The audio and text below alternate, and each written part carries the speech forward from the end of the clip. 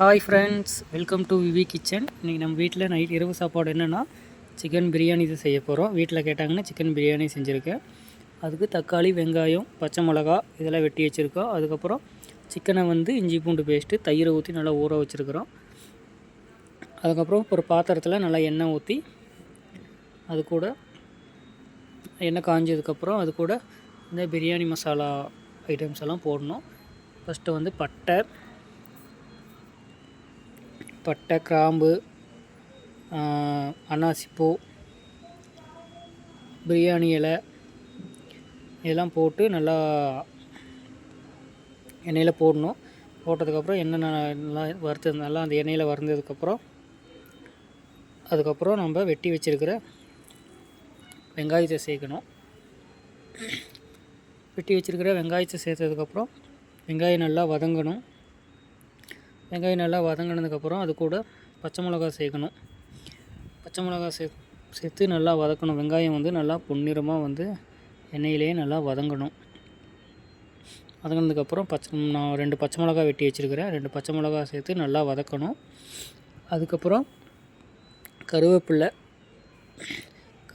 சேர்த்து நல்லா வதக்கினதுக்கப்புறம் கொஞ்சமாக இஞ்சி பூண்டு பேஸ்ட்டு எடுத்து வச்சுருக்கிறேன். இஞ்சி பூண்டு பேஸ்ட்டு கொஞ்சம் போட்டு நல்லா அந்த பச்சை வாசனை போகிற வரைக்கும் எண்ணெயிலேயே நல்லா வதக்கி விடணும். அது வெங்காயம் நல்லா பொன்னிறமாக வறுபட்டு வரணும். அதுக்கப்புறம் 2 தக்காளி வெட்டி வச்சுருக்குறோம். 2 தக்காளி நல்லா தக்காளி வெட்டி வச்சுருக்கிற தக்காளி உள்ளே போட்டு நல்லா எண்ணெயில் நல்லா வதக்கணும். அதுக்கப்புறம் ஒரு கைப்பிடி புதினா, கொத்தமல்லி.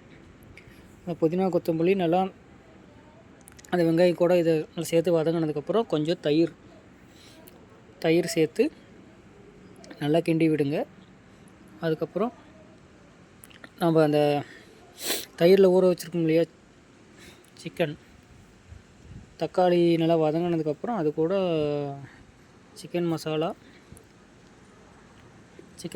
கொஞ்சம், பிரியாணி மசாலா, அது கூட மஞ்சள் தூள், கரம் மசாலா இதெல்லாம் சேர்த்து நல்லா வதக்கணும். அதுக்கப்புறம் நம்ம இந்த தயிரில் ஊற வச்சுருக்கோம் இல்லையா சிக்கன், அதை சேர்க்கணும். நல்லா சேர்த்ததுக்கப்புறம் நல்லா வதக்கி விடுங்க. நல்லா வதங்கினதுக்கப்புறம் தேவையான அளவு உப்பு போட்டு அதுக்கப்புறம் தேவையான அளவு தண்ணி ஊற்றணும். நான் 2 டம்ளர் அரிசி 4.5 டம்ளர் தண்ணி வச்சுருக்கிறேன்.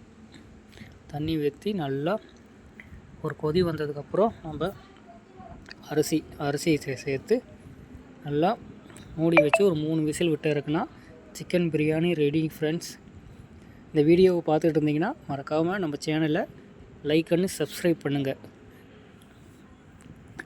கொதி வந்ததுக்கப்புறம் லைட்டாக எலுமிச்சம்பழம் ஒரு அரை இது பிழிஞ்சு விட்டு இறக்குனா சிக்கன் பிரியாணி ரெடி. வாங்க சாப்பிட்லாம் ஃப்ரெண்ட்ஸ். மறக்காமல் நம்ம சேனலை லைக் பண்ணி சப்ஸ்கிரைப் பண்ணுங்கள்.